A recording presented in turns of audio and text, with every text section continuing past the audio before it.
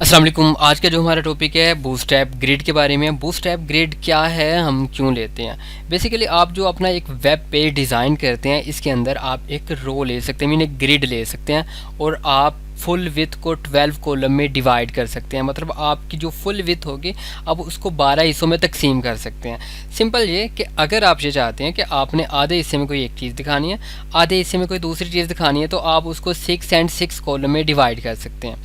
चलें जी स्टार्ट करते हैं, लेकिन स्टार्ट करने से पहले आपने कुछ चीज़ें अपने माइंड में रखनी है कि हम ग्रिड के अंदर जो कॉलम साइज़ है, डिफरेंट कॉलम साइज़ होते हैं, like that small, medium, large and extra large.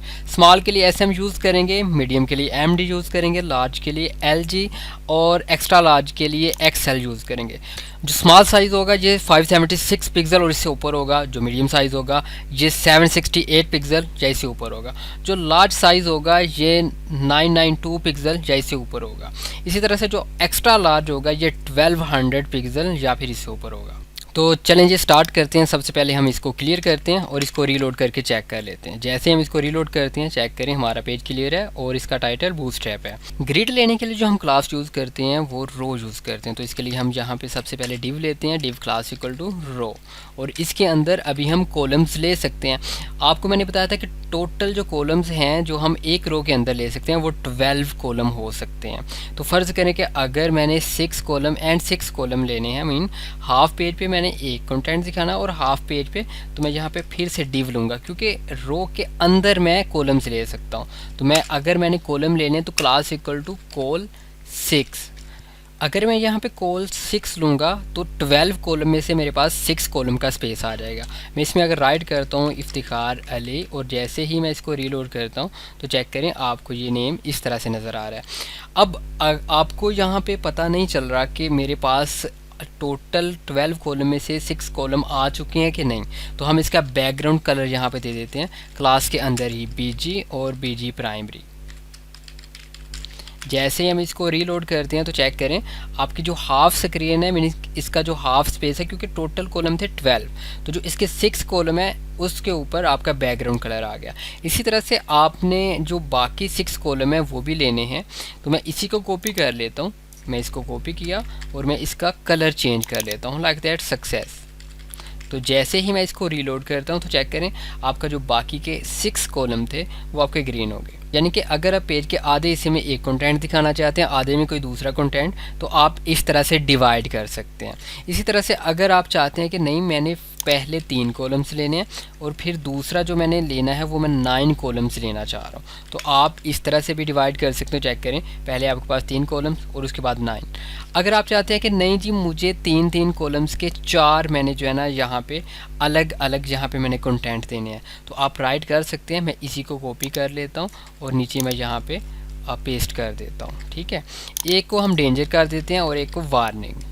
जैसे हम इसको रीलोड करते हैं, अच्छा चेक करें ऊपर वाला, क्योंकि ये कॉलम 3 था और ये 9 था, इसको हम अगेन 3 अगर करेंगे तो ये इसकी टोटल कॉलम जो है वो 12 हो जाएंगे, लाइक दैट। इस तरह से 3 ये 3 ये 3 ये और 3 ये, तो टोटल 12 हो गए।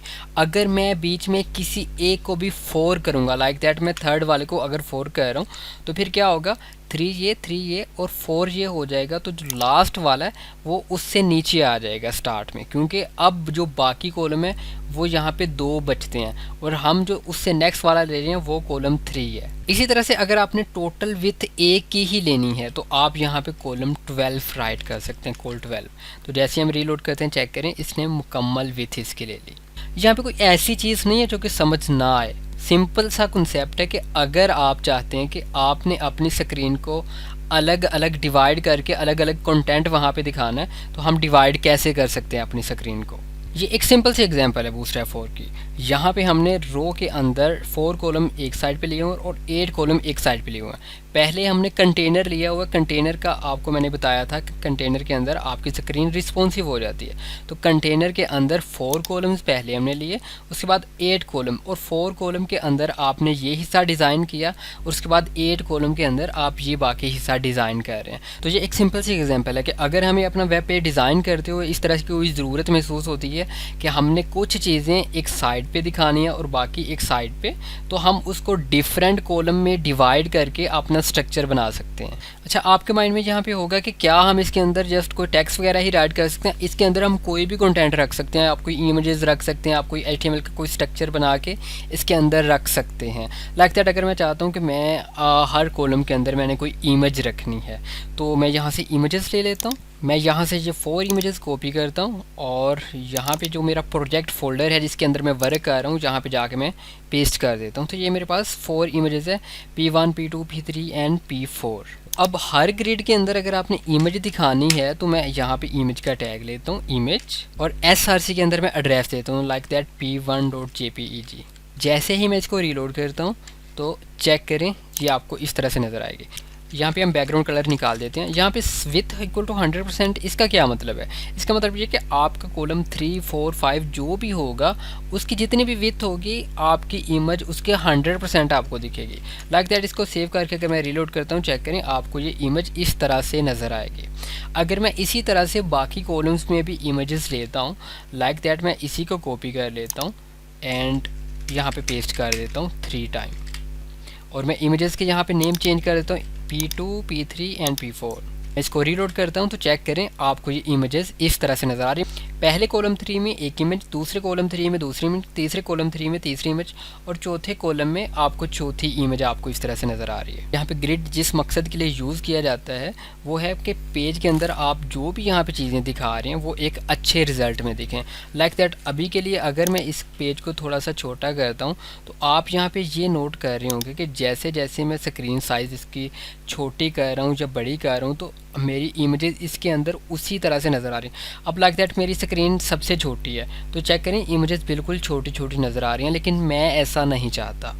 मैं ये चाहता हूँ कि अगर मैं ग्रेड ले रहा हूँ तो क्या हो कि जब स्क्रीन साइज़ छोटी हो लेकिन मेरी इमेजेस तो मुझे अच्छे रिजल्ट में नज़र आनी चाहिए ना। जहाँ पे आपको मैं यूट्यूब की एग्जांपल देता हूँ, चेक करें, एक रो के अंदर आपको 4 वीडियोस दिख रही हैं।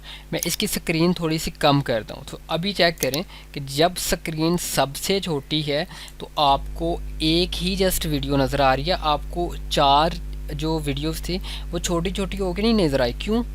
क्योंकि यहाँ पे जो बेसिक मकसद ये है कि हमारे वेब पेज के अंदर जो भी हमारा कंटेंट हमने इसमें लगाया हुआ है वो कि अच्छे स्टाइल में दिखे। तो जैसे मैं इसको थोड़ा सा बड़ा करता हूँ तो इसकी विड्थ जैसे थोड़ी बड़ी होती है तो आप चेक कीजिएगा, अभी मुझे 2 वीडियोस एक रो में दिख रही हैं क्योंकि अभी स्क्रीन साइज़ थोड़ा बड़ा हो गया। मैं थोड़ा सा और बड़ा करूँगा तो 3 दिख जाएंगी, मैं थोड़ा सा और बड़ा करूँगा तो 4 दिख जाएंगी। ठीक है, तो ये इसी तरह से होगा कि मैं स्क्रीन साइज़ अगर छोटी करूँगा तो ये नहीं है कि वो चारों को चार स्ट्रेच हो के तो वो एक कोने में जो है ना वो 1, 2, 3 एंड 4 ऐसे नहीं होता। आप मोबाइल में भी स्क्रीन अगर यूज़ कर रहे होंगे तो चेक करेंगे कि एक रो में आपको एक ही जो है ना वो वीडियो दिख रही होती है। ऐसे नहीं है कि मोबाइल में भी जो है ना वो आपको छोटी छोटी वीडियो दिखें, ऐसे नहीं होता। तो क्या हम ये अपने प्रोजेक्ट के अंदर ये किस तरह से कर सकते हैं, रिस्पॉन्सिव हम कैसे कर सकते हैं?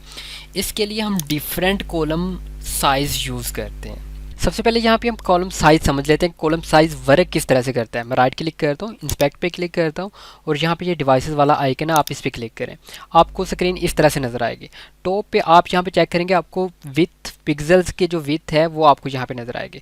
अच्छा, वीडियो के स्टार्ट में मैंने आपको बताया था कि जो स्मॉल साइज़ है वो 576 पिक्सेल्स जो है ना उसका होता है। मीन कि अगर मैं इसको थोड़ा कम करता हूँ, चेक करें, ये 576 पिक्सल ऑलमोस्ट जो है ना वो इतना होता है। तो इससे अगर बड़ी स्क्रीन साइज़ आपके पास होगी तो वो स्मॉल में कंसीडर होगी, इससे छोटी आप मिनी कह सकते हैं या फिर मोबाइल डिवाइस विथ है, आप इसको कह सकते हैं। तो जो सबसे छोटी विथ है उसको हम सिंपल कॉल 3 के साथ यहाँ राइट कर सकते हैं। लेकिन जैसे ही आप इससे ऊपर जाएंगे, 576 से ऊपर जैसे ही आप जाएंगे तो वो आपकी जो विथ होगी वो स्मॉल में कंसीडर होगी। और स्मॉल आप किस तरह से राइट कर सकते हैं? स्मॉल आप राइट कर सकते हैं कॉल, फिर डैश और बीच में एसएम मीन स्मॉल, यानी कि स्मॉल साइज़ कॉलम आप 3 यहाँ पे डिक्लेयर कर रहे हैं। ओके, इसी तरह से मीडियम डिवाइस मैंने आपको बताई थी कि 768 पिक्सल से ऊपर होगी, मीन के तकरीबन इससे यहाँ तक जो है ये मीडियम डिवाइस से छोटा है, मीन के स्मॉल में कंसीडर होगी। जैसे ही मैं इसे ऊपर लेके जाऊँगा तो यहाँ से मीडियम डिवाइस स्टार्ट हो जाएगी। उसके बाद 992 के ऊपर जो है ना यहाँ तक आपकी मीडियम डिवाइस है, इससे ऊपर आपकी लार्ज स्टार्ट हो जाती है और 1200 पिक्सेल्स तक जो है वो आपकी लार्ज रहेगी। इससे ऊपर आपकी एक्स्ट्रा लार्ज जो है ना वो स्टार्ट हो जाएगी। फ़िलहाल जहाँ से ऐसे हम हटा लेते हैं और इसको रीलोड कर लेते हैं।